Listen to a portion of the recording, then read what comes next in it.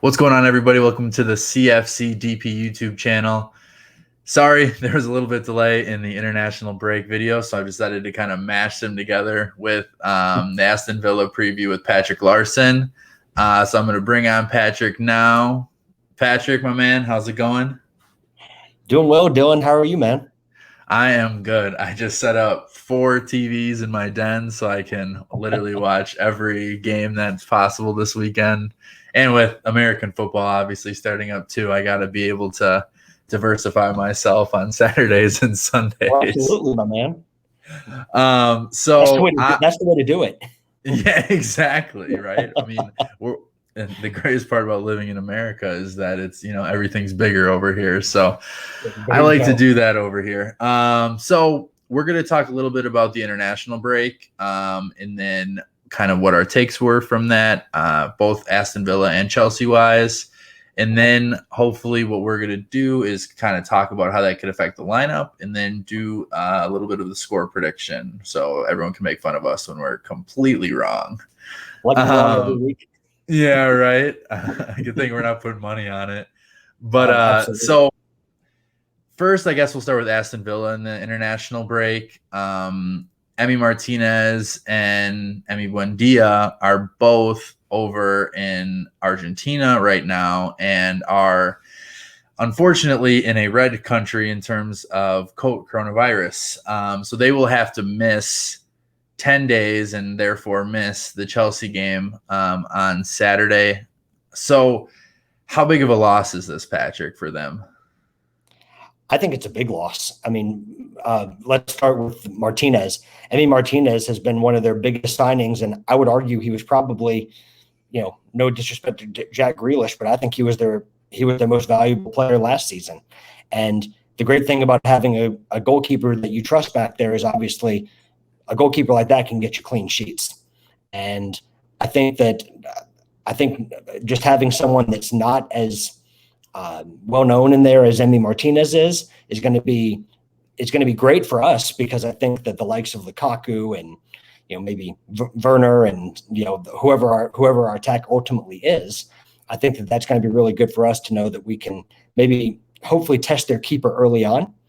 And then also Buendia has probably been one of their probably their marquee signing after the sale of Jack Grealish. And we saw Buendia when he was in the Premier League before with Norwich, and he lit up the league. And I was actually surprised that he was not bought by someone last summer to play in the Premiership.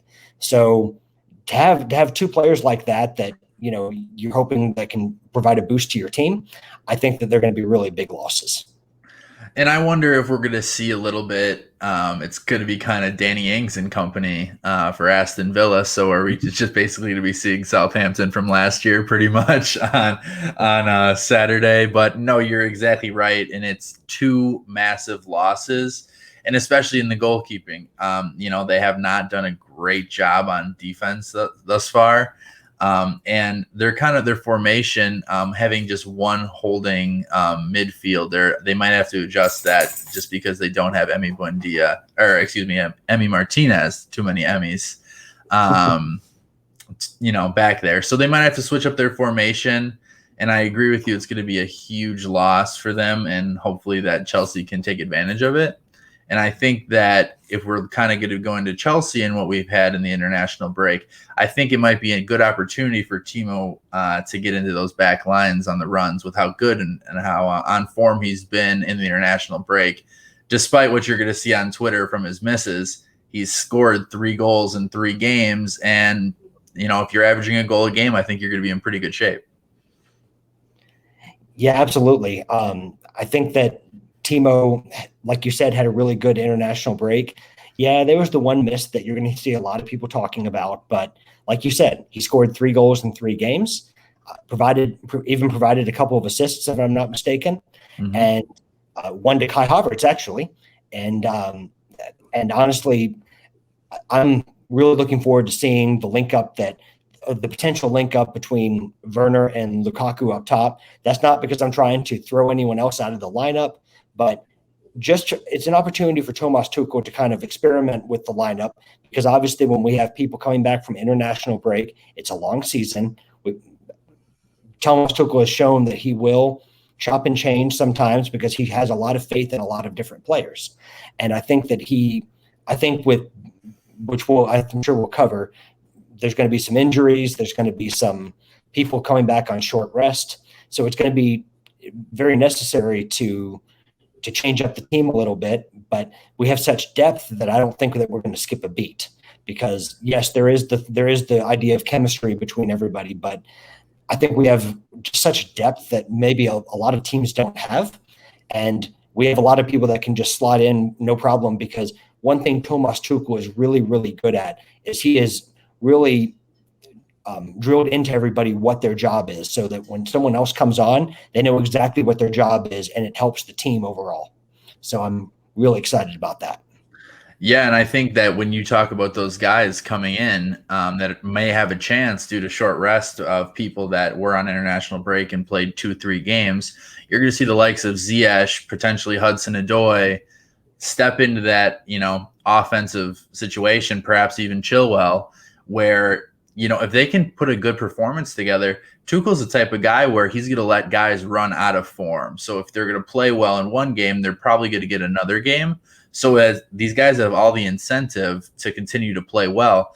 And with Christian Pulisic going down with an injury last night in the USA-Honduras match, that's just another spot for Callum or Ziyech or anyone that can play an up front or even the wing back position, as we saw a little bit in the preseason this year.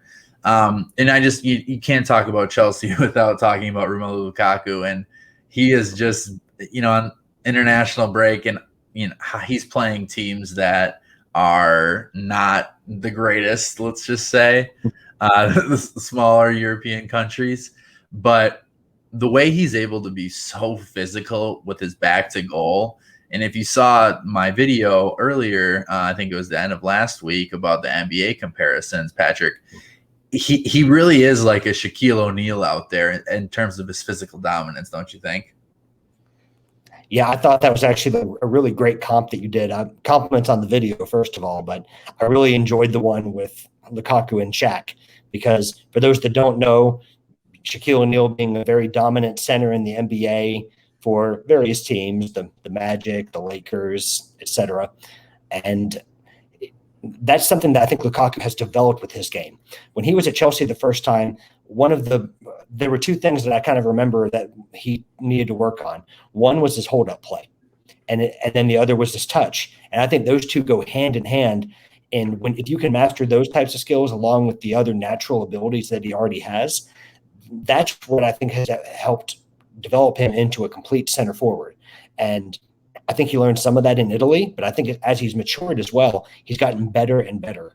And when he's holding up the ball and just bullying defenders, it's like, I believe you referenced in your video, it's like Shaq when he's posting up against somebody, when he used to post up against someone in his prime. I mean, the person just had no chance.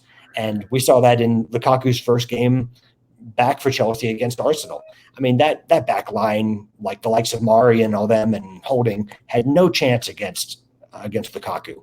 And so I saw some good news earlier today that he's come back, and when he was practicing and training, he didn't have any problems. And so that was really, really heartening to know that he should be ready to go for Saturday.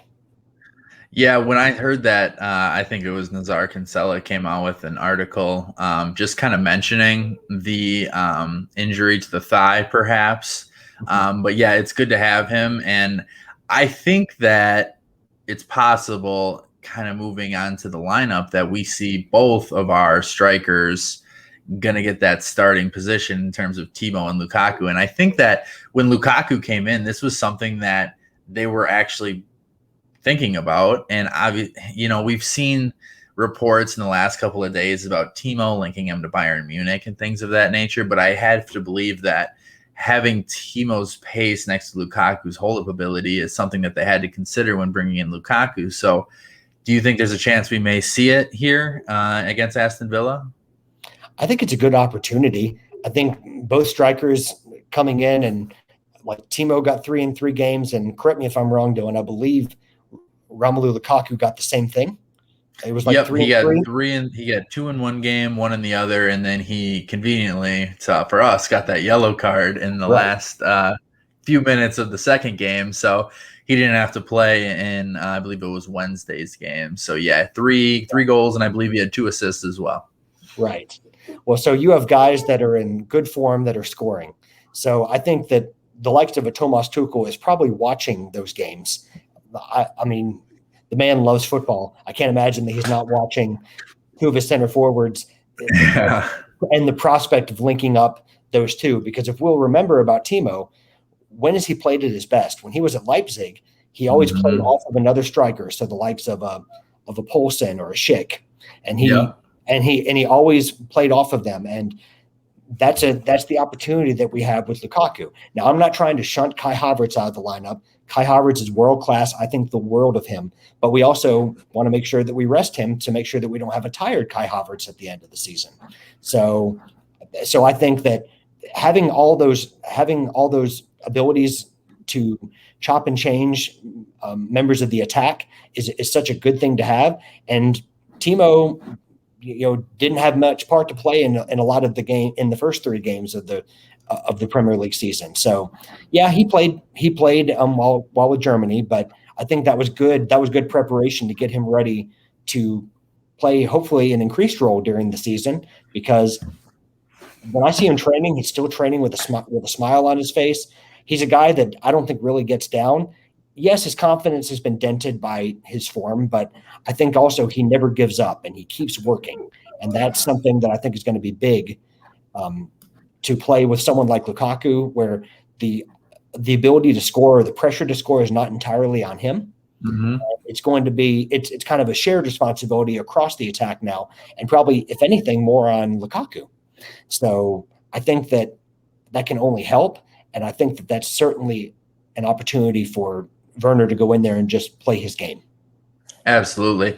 And like you were saying about him at Leipzig, I had, I was on Sofa and I was looking at the lineups when he was having his best games.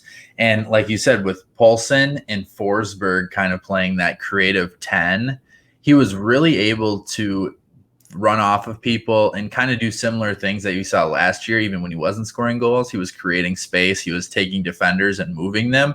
And I think that's when Timo's at his best. So now defenders are going to have to say, well, we either have to go with Timo or we're going to leave Lukaku one-on-one. It's going to be tough to decide. And that's kind of when I'm looking at our projection lineups and we wrote them down.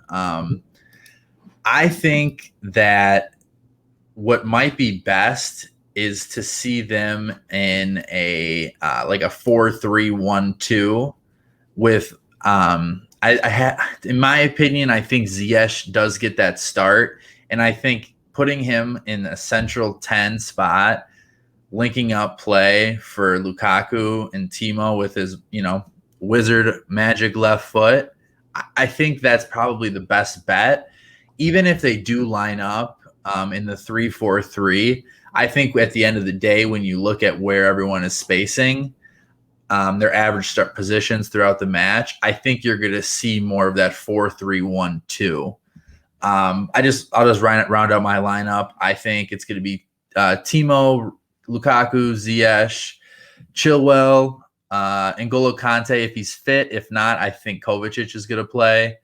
Saul, Hudson-Odoi, Rudiger, Andreas Christensen, Trevor Chalobah, and I think Kepa is going to get a start. I don't know how Mendy is going to come back, from his games in Africa. So I think potentially we could see Kepa getting a start. And it is interesting to note, and thanks, Patrick, for telling me this earlier, about Thiago Silva. I heard rumors about it, but Goal pretty much came out and said that he's not going to be available, as well as other Brazilian players this weekend. And we lost Patrick.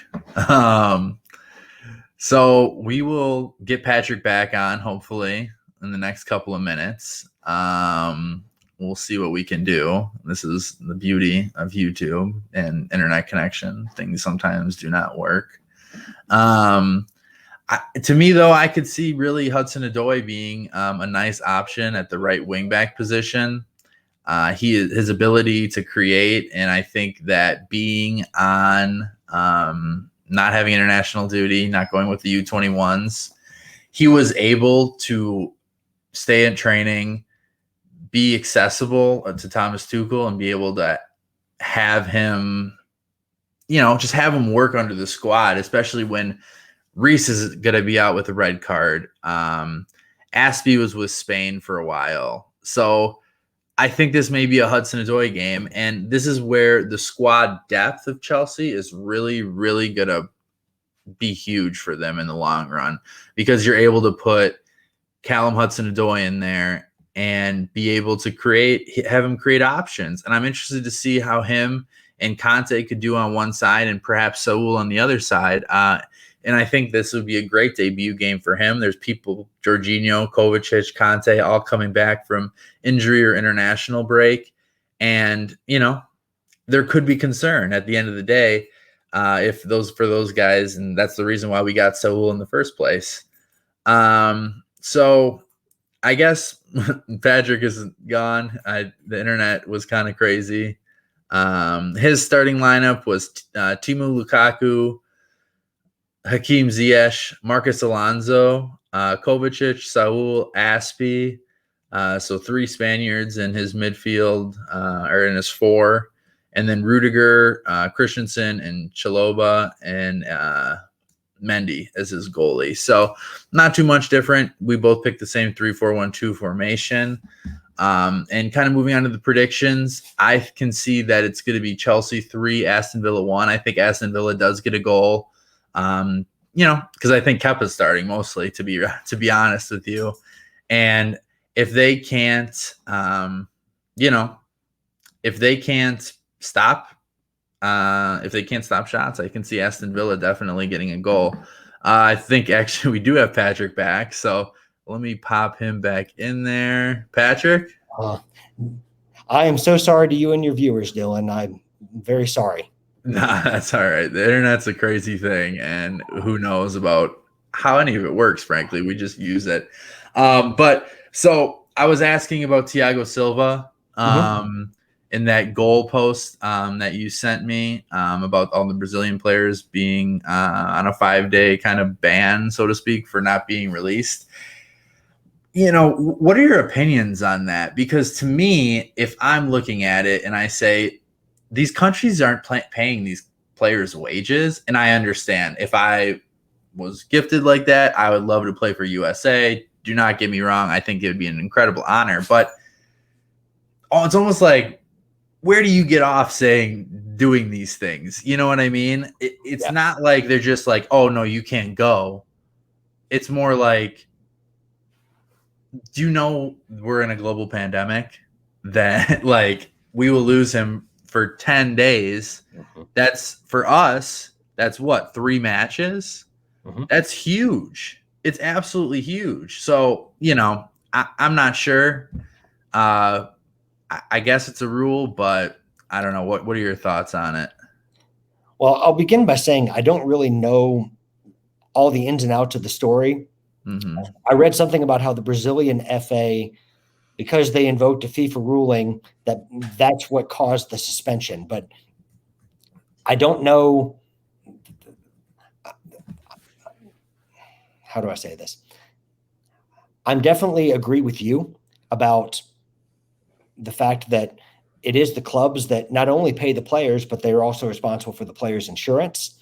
And they basically take care of the players. And to lose someone like that when you're paying these players the wages that you are on a weekly basis, their wage packets aren't exactly small.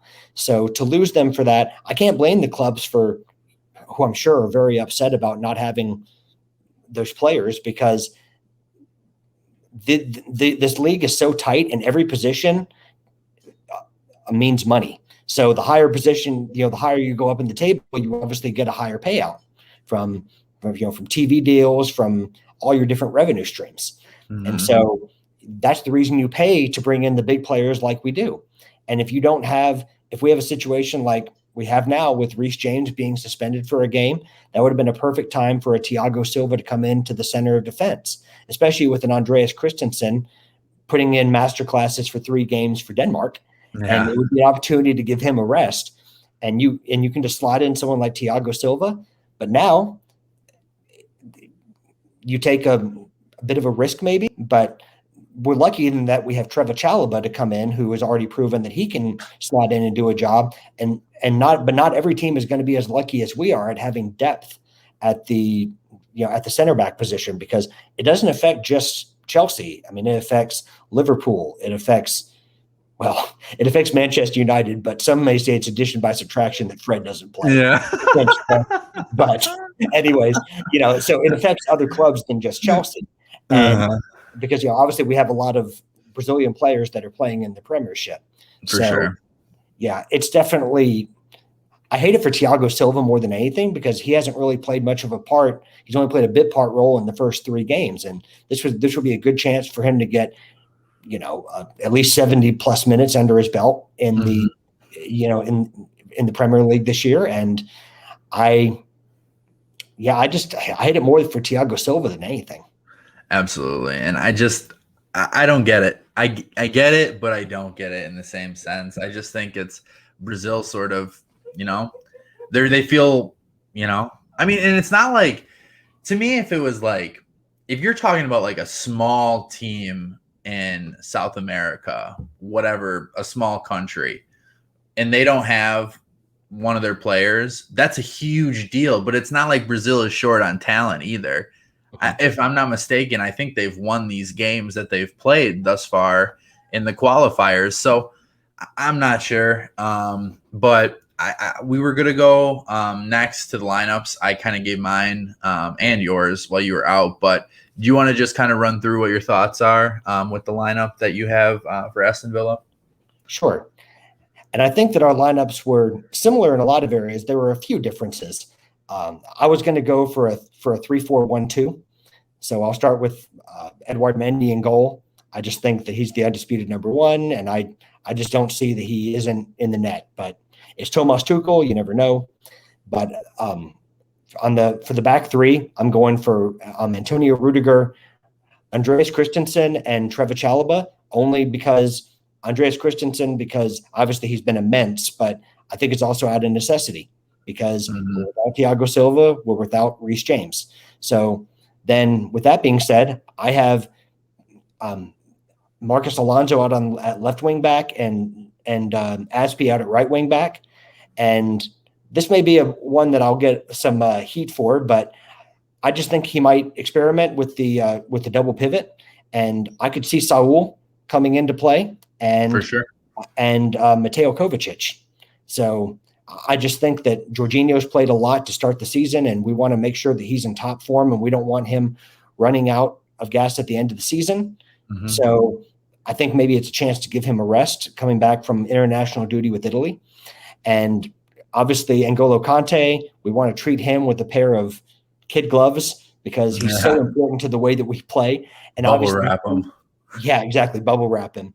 And he's obviously coming back from international duty, although not having played, it's that ankle that we have to watch out for that's caused him problems for the whole season so far.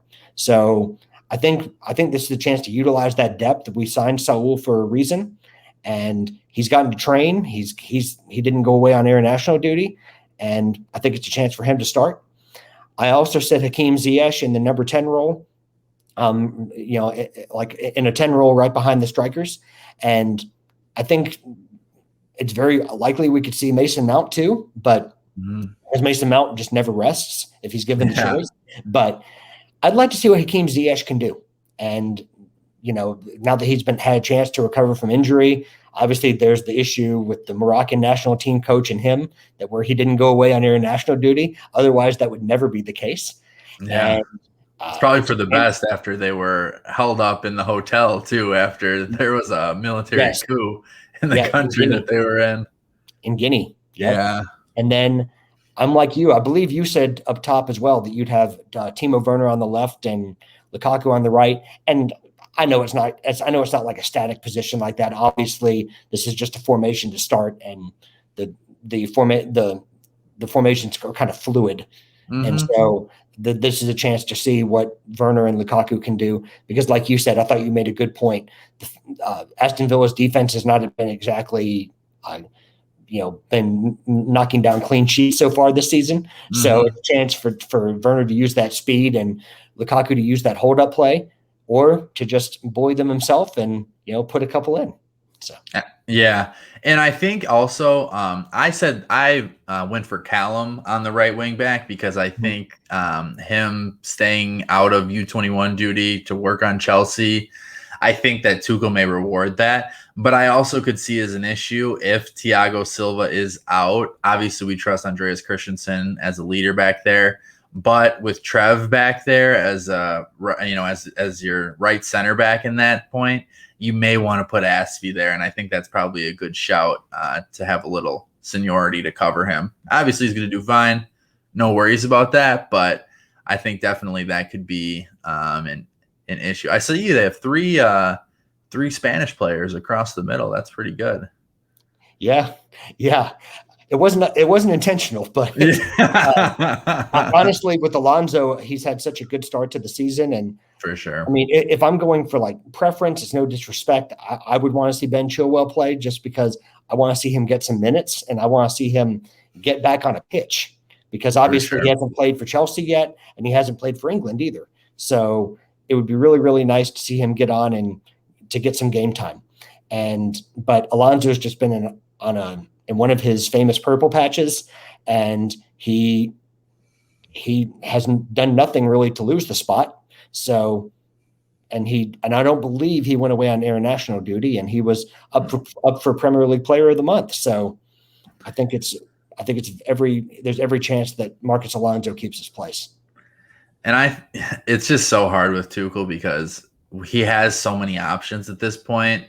And I think we also have to consider, we're wrapping up here, but you do have to consider that the fixtures are coming, thick and fast now. You got a Champions League game on Tuesday, Spurs on the 19th, and then I believe we got Aston Villa again in the Carabao the following week. So a lot of fixtures coming up. So if you do see squad rotation on Saturday, there's no need to be alarmed. We're going to be playing at least 60 games this year. So there's going to be plenty of minutes for everybody, but just don't run Mason Mount to the ground. Right. You need to lock him in a small closet where he just cannot get out sometimes, because that dude would play every single minute if he could, which I would love him to if he was a robot, but we don't want to burn him out. I mean, he plays for the shirt, and he loves Chelsea. I think I even heard quotes over the international break that says, if it's up to him, he doesn't want to leave Chelsea. And those are the kind of guys that you want around the club. And I'm not saying just Mason Mount. I'm not saying he's the only one that feels that way, but you want guys that are there because they love to play for the shirt, that this is where they want to be. But at the same time, as much as we want to play them every game, like you said, they're not robots. Yeah. You have to make sure that they're taken care of. And that's why we have sports science now. And obviously we want to maintain a good balance to make sure that they're fresh come the end of the season, because we want to win every trophy that's afforded to us. So for sure. Quick score prediction. I gave mine 3-1 for Chelsea, obviously. I was going to go for 2-0 Chelsea, which may sound a bit idealistic, especially since I do have a little bit of concern about the potential of maybe an Ollie Watkins and a Danny Ings upfront partnership. And obviously that's going to be a nightmare for defenders, because both of them are obviously very talented in their own right. And if there's two of them up there, then obviously that's twice the headaches. But I have so much faith in Thomas Tuchel's reign. I think we've conceded something like 14 goals.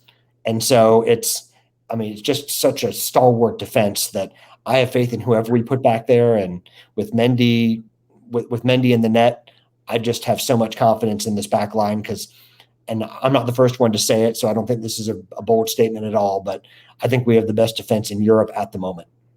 Yeah, 100%. And I don't think that anyone could really deny that. last year we gave up the fewest goals in Champions League history. Yeah, and it's not like we have, obviously there's great players back there, but it's not like you have a standout line of the back of household names. It's a great system. The players in the back and the midfield that are protecting them are perfectly fit for these positions, and it just works. Yep. You know, you don't, it does, and not everyone needs to be world class for you to do that. And that's where coaching is. That's where coaching comes in. So, you know, I obviously love Frank Lampard more than anything, but these young guys and sort of the older guys, they needed Tuchel. They needed them to put in the right position. But yeah, that's another argument for another day. Patrick, thank you so much for coming on, man. I really appreciate it. Just awesome support as always, and just super positive and kind of football Twitter's #1 guy. So I appreciate it. You can go ahead and follow Patrick on Twitter at PTP_COYB. Please, if you want to subscribe, that'd be fantastic. Hit that like button, comment. If you want to come on and chat, Chelsea, just let me know. I'll love having people on. So just please go ahead and do so.